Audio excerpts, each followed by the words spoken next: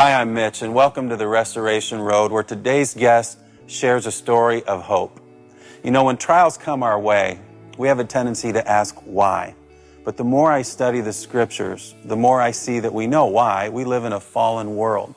So we really need to change from asking why to asking who. Who is the person that I turn to? What does he want to teach me? Well, that person is Christ, our restorer. And Paul writes that hope is not wishful thinking, but confident assurance. And it's a person. It's the person of Christ. And so it's not always the mountaintops where we grow closer to God and grow in our hope. It's in those valleys, those trials, those tribulations, where we grow in our intimacy with Him. Today you have a beautiful opportunity to hear an amazing story of hope in the field of baseball. Daniel James Schmitz, thank you for being here today. Appreciate it. Thank you very much. You're one of, if not the youngest, Tommy John surgery recipient, where you have your arm repaired as the pitcher Tommy John did. Yep. And that happened in high school, but I want to pick it up growing up in Wheaton, Illinois. What was that like? Describe your family. Great family, always going to church, Christian home, homeschooled, always really close to the family. What was it like going to school then? Was it after 6th grade? Was it 7th grade? I went in 6th grade, and all the kids followed too. We went to a... Your brothers and your brother and your sisters? Yeah. Talk about what the birth order is and what you have. I'm the oldest, and then I have another sister who's at Indian Wesleyan, who's going to be a junior. A sister younger than her who will be going to Judson University. Mm-hmm. Up by you? Yep, yeah, it's in Chicago. And then another brother who just graduated high school who may be going to Anderson as well. Oh, so, following your footsteps. Yeah, so they're all right in order. Okay, so what was it like going to school for the first time and it's not homeschool? They had to drag us out. Because you loved homeschool? We loved homeschool. We loved being at home. Probably a little more relaxed. We liked sleeping in a little bit and then doing our work. But it was tough getting us all out the door that first day. And I bet. So. Well, when did you first realize that you had an athletic gift? Oh, man, I don't know. I just remember playing wiffle ball with my dad every day when I was 3, 4 years old in the front yard, and just, he would always tell me I was the splendid splinter, Ted Williams, smacking it around the yard in wiffle ball when I was 4, and just playing basketball with him, and he's just always kept me in sports, which I really appreciate. So did you play basketball and baseball in school? In high school, yeah, and I also golfed for 2 years. Really? Yeah. You're a good golfer? I didn't say I was good, but I played golf. Oh. I'm still improving my game. Well, that's good. I think everybody is. Right. Except me. I'm the only guy that can foul tip a golf ball. Talk a little bit about how baseball was going for you in high school. It was going really well. Freshman year was okay on JV, and then sophomore year also played JV and kind of dominated as far as that goes. And then junior year, varsity, was one of the top pitchers on the team until the surgery happened. So that's at Wheaton Academy? Yeah, Wheaton Academy. So things are going well for you. Mm-hmm. And how did you first experience pain in your arm, or even have an inkling that you might have a problem? I kind of always had arm troubles, pain, because I have a little bit of a funky delivery, funky motion. So, what's that? What's funky about it? Well, I mean, I'm a tall, lanky guy, so it kind of comes like sidearm a little bit, 3/4. Ah, lefty? Yeah, lefty. Wow. And so, you know, I never really thought much of it. I would take a few Advil or what have you before games. And one game I went out and was pitching, and it was just excruciating. And I would come into the dugout and take more painkiller, more Advil. And then finally in the 4th inning, I had to come out because it was just killing me. And Where was it? Right in the elbow, right in my elbow. And on the inside mainly? Yep, right on the inside, which is where that collateral tendon tears. And the next day, my elbow was just the size of a grapefruit. Really? It was just absolutely massive. So you knew there was a problem. Yeah, so we went in and got the MRI. And what was the MRI like? Is that where you're like, can they just do that part, or do you have to you have to go in the big? I had to go in the big tunnel and be silent. And I had to lay my arm kind of forward and flat and lay there for about an hour. So it was a pretty miserable experience. And it hurt probably? Yeah, it was a lot of pain. So what did the doctors say at that point in time? Did they have to wait and think about it? Did they know right away? You know, what were your options, and how did you get that information? Right. Well, I went in, you know, to the doctor with my parents and to talk about it, and he was pretty surprised that we were even considering that kind of a surgery, just because, you know, I wasn't really throwing that hard before, and, you know, he really didn't see much of a potential in me, I suppose, for the future, which is understandable and that young. My dad really pushed for it, though. He really said, let's do it, let's go for it. You know, you're going to be better than ever. He'd always say it's like a brand new rubber band, you're going to be whipping that thing. So we went ahead with the surgery. And when? Like a few weeks later? Like about a week later. Really? We got right into it, yeah. And are you worried about it during that week, or thinking, is this crazy, or are you thinking, I just want to play? I mean, I knew I wanted to play. I guess I just didn't really think twice about it. He was pushing it. He was supportive, so I said, you know, let's do it. I trusted him, and so we went ahead and got it done pretty much immediately. So you have that week to think about it, and then the day comes. What's that like for you?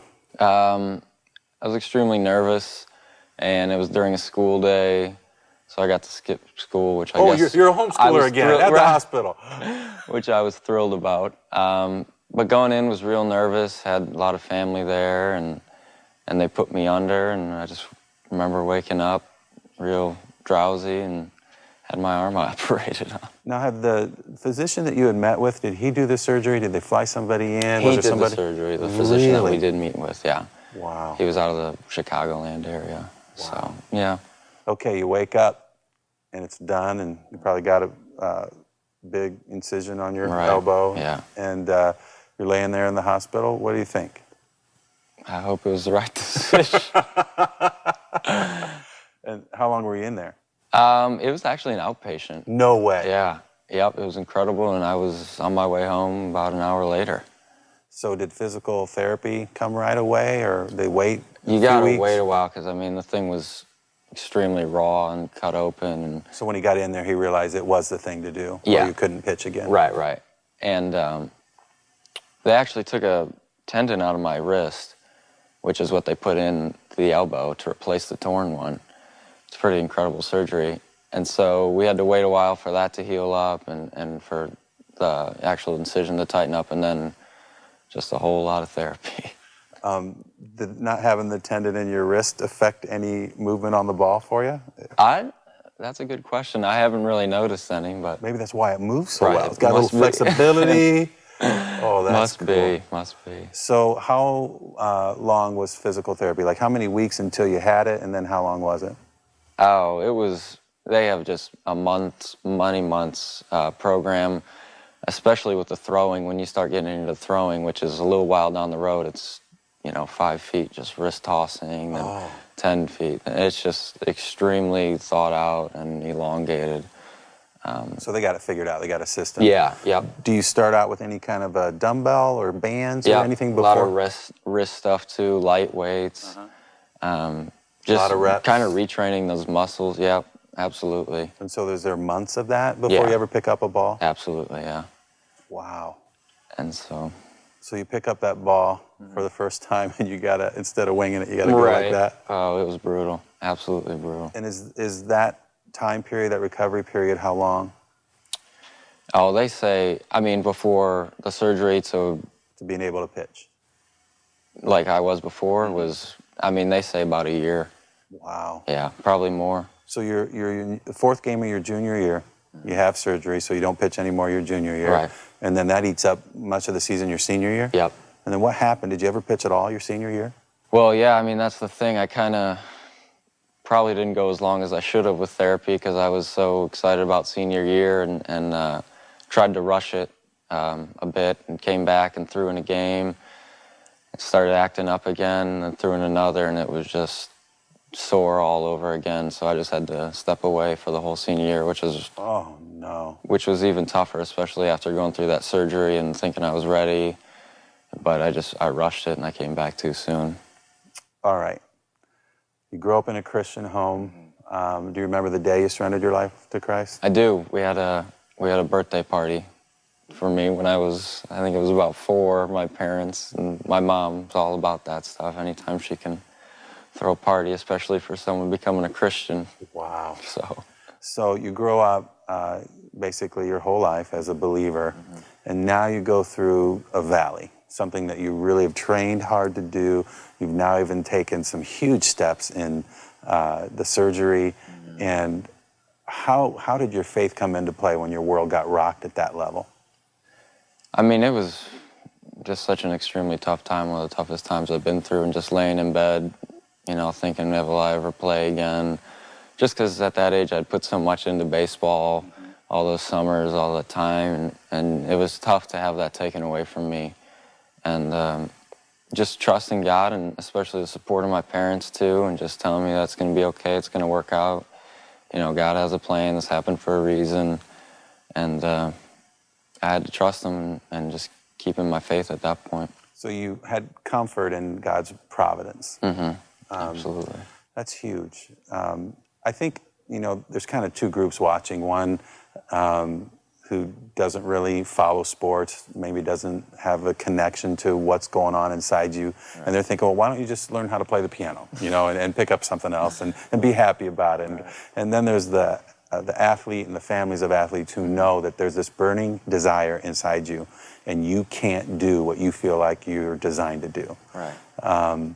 And so when you're in that valley, in fact, sometimes I think this is the best part of the valley, there is nowhere else to turn but to God. And a lady who's experienced a lot of difficult things told me one time that it was not in the mountaintop experiences, but in the valleys with God where she grew in her faith and her intimacy with Him. So I suppose your whole senior year you wanted to have college looks and all that kind of thing. So how's all that play out?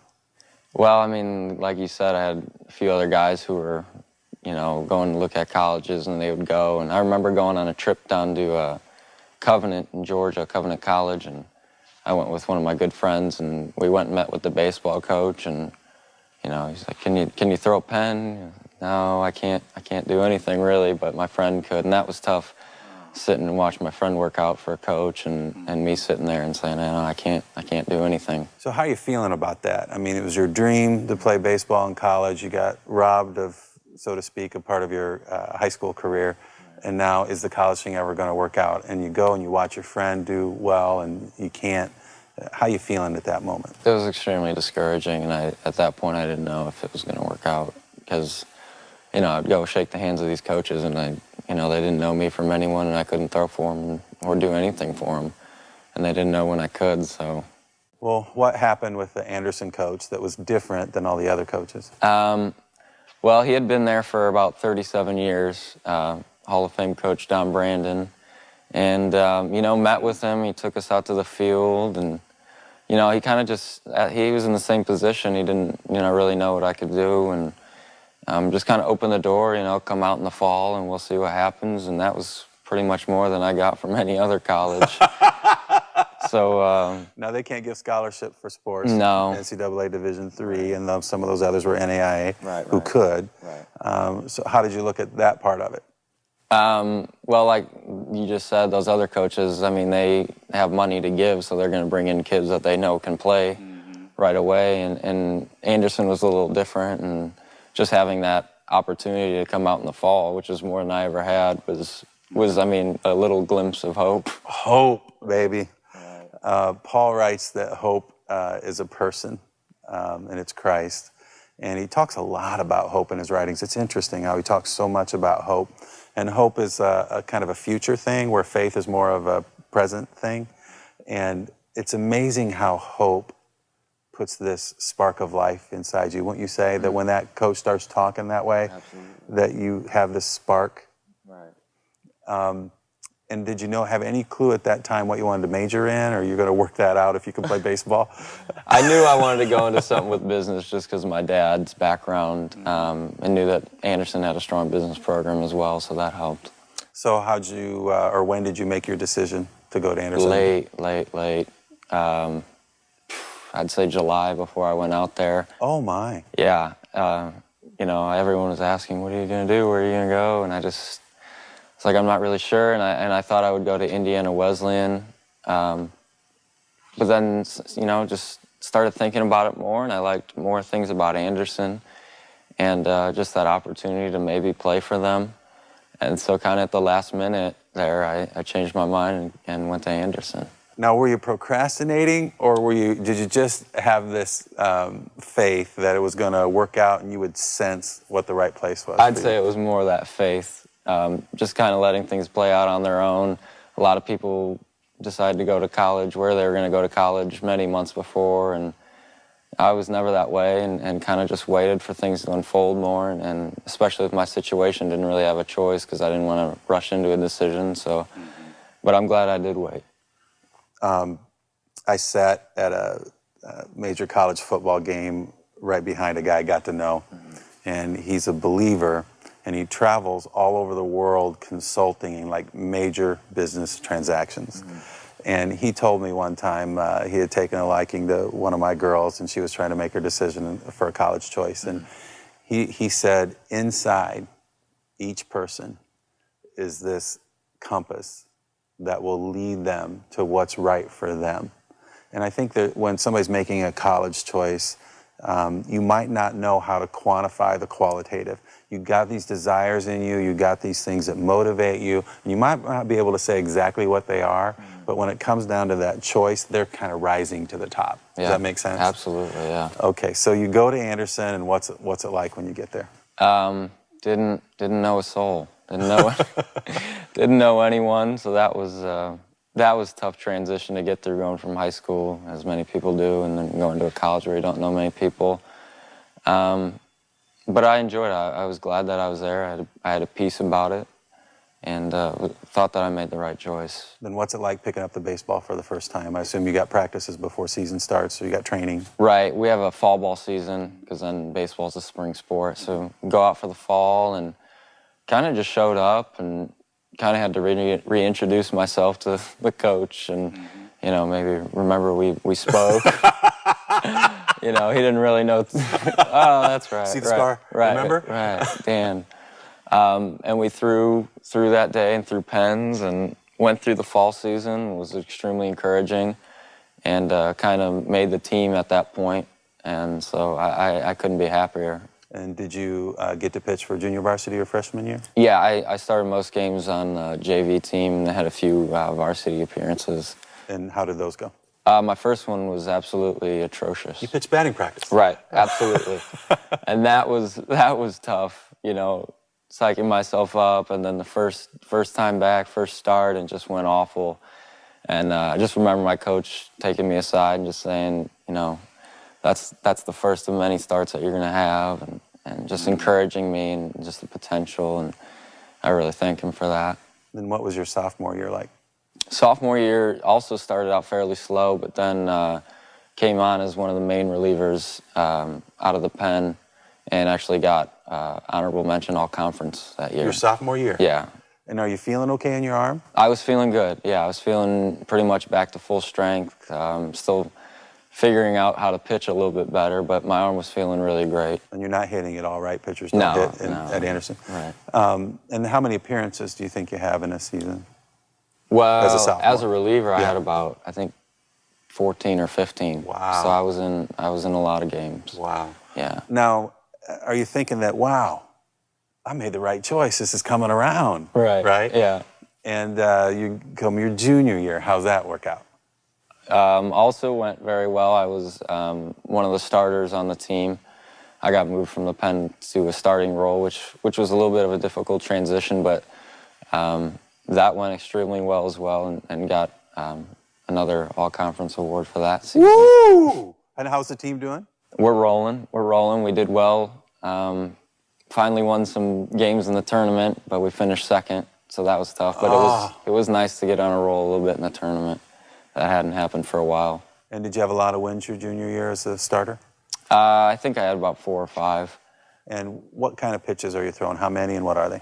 So I throw about 3 or 4 different pitches. My fastball, obviously, and then I have... Oh, how fast is your fastball? Well, when there's a strong wind behind you, when how there's a fast? strong gale force wind behind me, it has been at 88. 88? Yes. We got to have a scout watch. 88 miles per hour. Did you hear that? I mean, how does he do it? I don't... There's nothing to you. The string bean arm, just... the spaghetti like strap. Rookie of the Year, I suppose. Oh, that's amazing. Right. And then the curveball and slider, and then a changeup sometimes. How does your curveball release differ from your slider release? Right. Well, I hold them the same, but for my curveball, I'll come more over the top, kind of up-down motion. Like you're throwing a tennis ball can, right? Right. And then for a slider, I'll come around it more to get more of a sideways breaking action. That's been pretty successful for me. I bet that feels good when it works. Yeah, it does. Now, your junior year, no pain in your arm? No, just the normal soreness, and really felt back to full strength, I'd say, at that point, junior year, which is kind of amazing from the surgery, you know, until feeling really confident 100% in my arm at junior year.